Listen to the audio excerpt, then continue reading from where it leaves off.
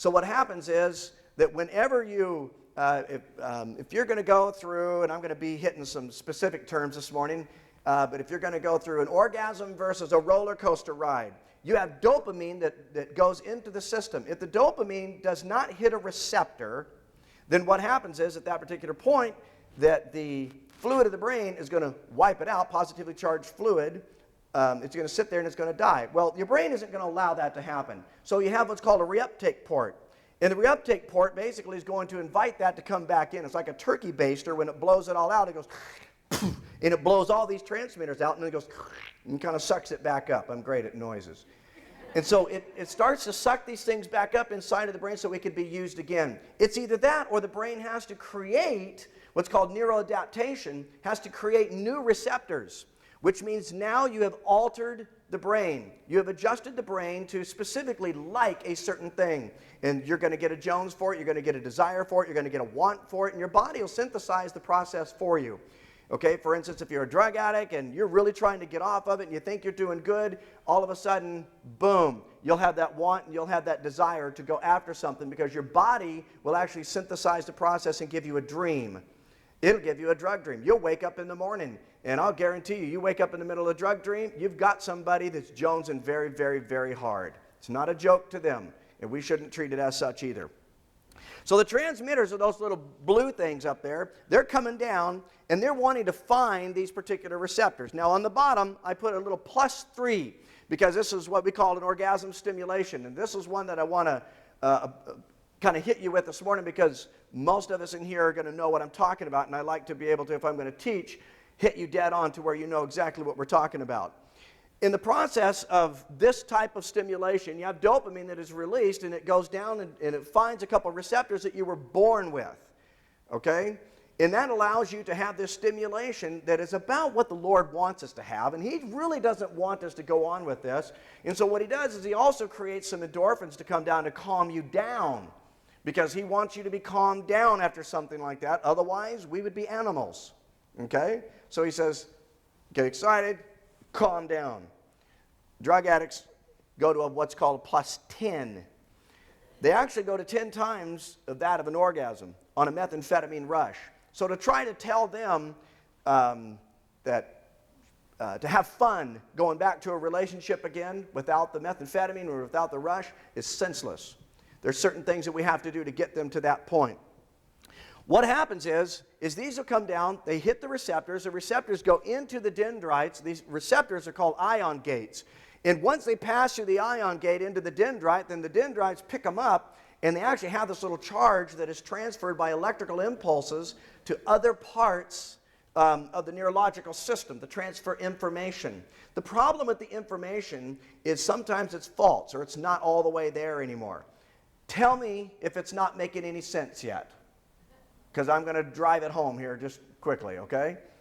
Now I want you to see what happens. The transmitters are dropping down to these receptors down here. When they hit these receptors, that's what gives you that excitement. It tells you whether or not you're happy, whether or not you're sad, whether or not you need to be really bummed, angry, upset, mad, or you're just really content of where you are. Okay, your body has the power to process that as long as we teach the body to process that. And so it's important that you're doing that. The synapse of the brain is the gap between the end of the axon and where the dendrite is. In the synapse of this brain right in there, that's where all these electrical impulses or chemical impulses are sent back to each other. Sometimes there's little milliamps of electricity that spark that and instantaneously give you that particular feeling. Okay? Now, let's follow this through. We already talked about the reuptake port. Now, here's what happens on a speed stimulation. Methamphetamine, cocaine, anything as far as an upper. A speed stimulation all of a sudden will empty out the transmitters out of the axon. It tries to empty it out. Sometimes it's not all the way empty, but it pours everything out into the synapse of the brain.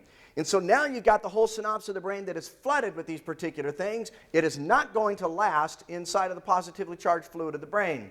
So it has to be able to do something.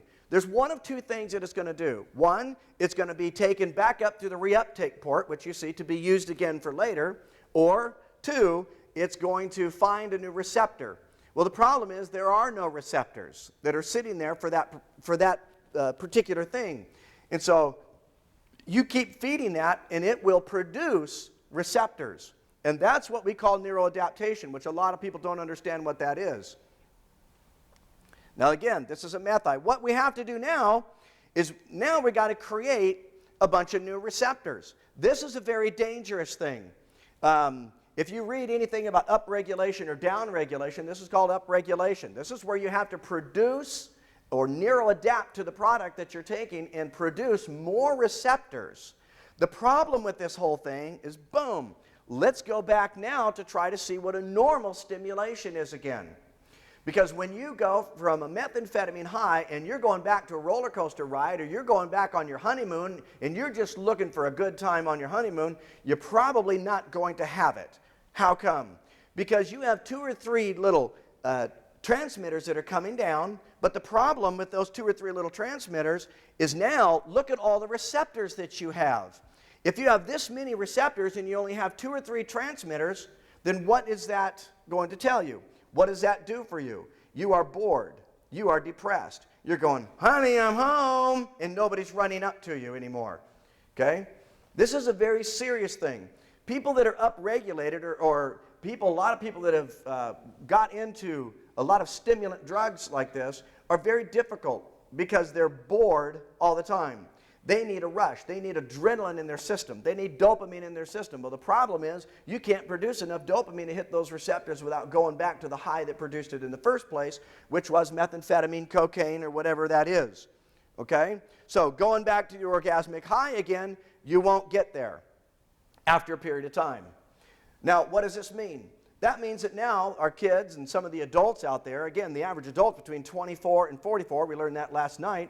So these adults that are out there doing that kind of stuff now are not having a normal love life anymore. In order to have a normal love life, they have to go and they have to use to be able to produce that particular love life. Okay? Understand the people that we're dealing with. Again, a lot of the girls have been abused bad. Now let me give you another statistic. I know this because we take the statistics in the jails up here. One of the statistics that we did for a long time, and we did this for like 6 or 7 years. Every time we go into the jail, the ones that came into the class that were put in there because of drugs or alcohol, they filled out these forms. We found out that 76% of the women that are incarcerated for drugs have been raped or molested when they were young. So they're already, for some odd reason, you'd think that they would hate it, but they end up being promiscuous because it's taught them something. Okay? It's taught them something about love. And then all of a sudden they go through, again, we've learned that the average 35-year-old woman has slept with 24 men. So now they're going through 24 men. What type of men were they? Just so happens that they were drug addicts too. What did these men do to you? And what is your love life like?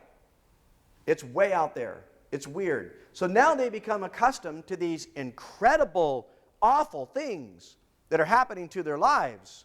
And they think that it's normal. Again, that is processing in the brain to where when they go back to something that is just normal, they do not get the stimulation by it. So now we've ruined a marriage. We've ruined the whole thing with their children. They do not know how to cope with children. We are having a lot of adults whose children are raising them. Okay? And this is serious. We're in their houses all the time. Okay? Now we've got 10 receptors and only 2 transmitters that are coming down, and they are bored. This is also what happens to a lot of children that are born bored. They've got all this hello, okay, and nothing is happening, and they're getting very frustrated by it. So the people that you're going to have living with you, the people that you're going to have as a coffee buddy, these people are going to be looking at you like, okay, man, I really want a stimulation. Please give me something that's going to change my life. There's one thing that works. Alex Stalcup is one of the leading authorities on methamphetamine. He has said a couple things that I would like to just make sure and give you. Number one, he calls it exercise. Exercise is one of the leading things to be able to produce this. The problem is, have you ever tried to get somebody that's clinically depressed or anything to exercise? Try to get them out of bed. That's number one. Okay? If you can get them out of bed and get them to exercise, you'll create something. Okay? The next thing he calls it is the God thing. The God thing. Let me explain how he explained it. I've been to lots. Anytime he has a seminar within a couple hundred miles, I go to it.